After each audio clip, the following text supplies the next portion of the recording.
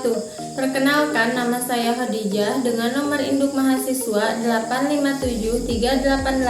857388436 Prodi PGSD Universitas Terbuka UPBJJ Bogor.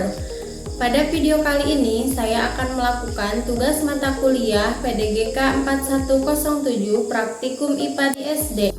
Pada kegiatan praktik 1 kelistrikan dengan judul praktikum percobaan arus dan tegangan listrik.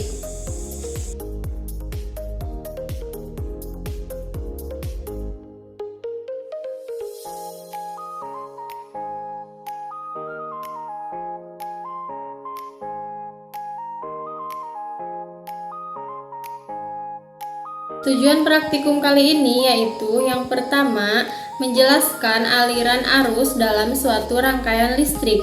Yang kedua, menjelaskan pengaruh tegangan terhadap suatu rangkaian. Adapun alat dan bahan yang saya gunakan, yang pertama ada baterai 2 buah, kemudian tali kabel yang tersambung dengan penjepit sebanyak 2 buah berwarna merah dan hitam, kemudian lampu 1 buah dan berbagai bahan uji untuk konduktor dan isolator seperti kawat besi, kawat tembaga, sendok perak, kayu, karet penghapus, grafit atau mata pensil, kertas, tas plastik, air keran, dan air garam. Pertama, percobaan arus listrik. Langkah percobaan, susunlah 2 buah baterai secara seri, buatlah gambar rangkaiannya, hubungkanlah kabel merah pada kutub plus dan kabel hitam pada kutub min. Salah satu ujung kabel merah dipasang bola lampu. Jika lampu menyala menandakan adanya aliran arus listrik dari kutub plus menuju kutub min. Kemudian tentukan semua jenis bahan yang telah disediakan tadi apakah termasuk konduktor. Catat hasilnya pada tabel pengamatan. Yang pertama, pada kawat besi. Pada kawat besi ternyata lampunya menyala karena kawat dapat mengantarkan listrik atau konduktor. Yang kedua, kawat tembaga. Pada kawat tembaga ternyata lampunya juga menyala karena kawat tembaga dapat menghantarkan listrik atau konduktor. Yang ketiga, sendok perak. Pada sendok perak ternyata lampunya juga menyala karena sendok perak dapat menghantarkan listrik atau konduktor. Yang keempat, kayu. Pada kayu ternyata lampunya tidak menyala karena kayu tidak menghantarkan arus listrik. Kayu bersifat isolator. Yang kelima, karet penghapus. Pada karet penghapus ternyata lampunya tidak menyala karena karet penghapus tidak menghantarkan arus listrik atau bersifat isolator. Yang keenam, grafit atau mata pensil. Pada grafit atau mata pensil lampu menyala. Hal ini menunjukkan grafit merupakan benda yang bisa menghantarkan arus listrik atau bersifat konduktor.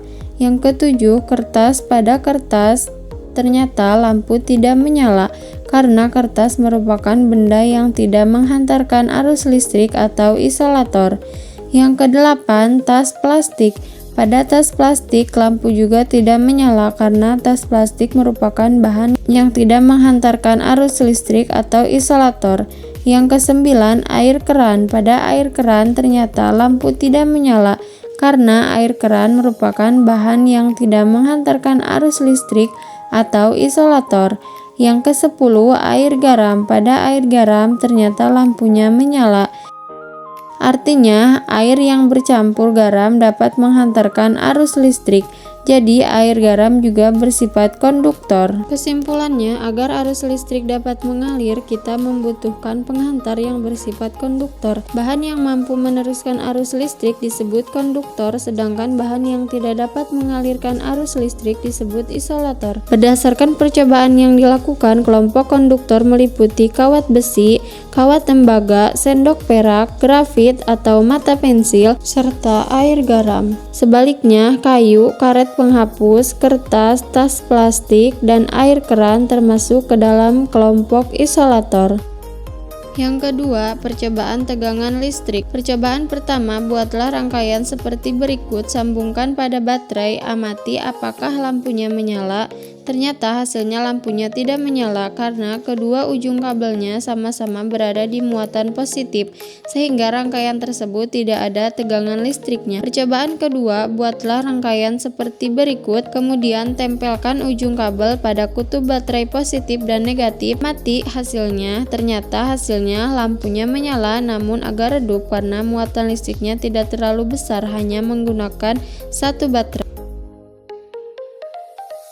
Percobaan ketiga, buatlah rangkaian seperti berikut, tempelkan ujung kabel pada kutub positif dan negatif baterai. Amati hasilnya, ternyata lampu menyala lebih terang karena muatan listrik lebih besar. Selanjutnya, sama dengan cara sebelumnya, buat rangkaian seperti berikut, gunakan 3 baterai yang dirangkai secara seri, amati hasilnya. Hasil menunjukkan ternyata lampunya menyala lebih terang karena muatan listrik lebih besar dari sebelumnya. Hal ini disebabkan baterai yang digunakan lebih banyak. Kesimpulannya, tegangan listrik merupakan beda potensial yang menyebabkan arus listrik bergerak dari tempat berpotensial tinggi menuju tempat berpotensial rendah. Semakin besar tegangan yang diberikan, semakin besar pula arus yang mengalir, sehingga dampak yang ditimbulkan oleh rangkaian tersebut juga semakin kuat. Sebagai contoh, semakin banyak baterai yang dipakai, semakin terang cahaya yang dihasilkan oleh lampu.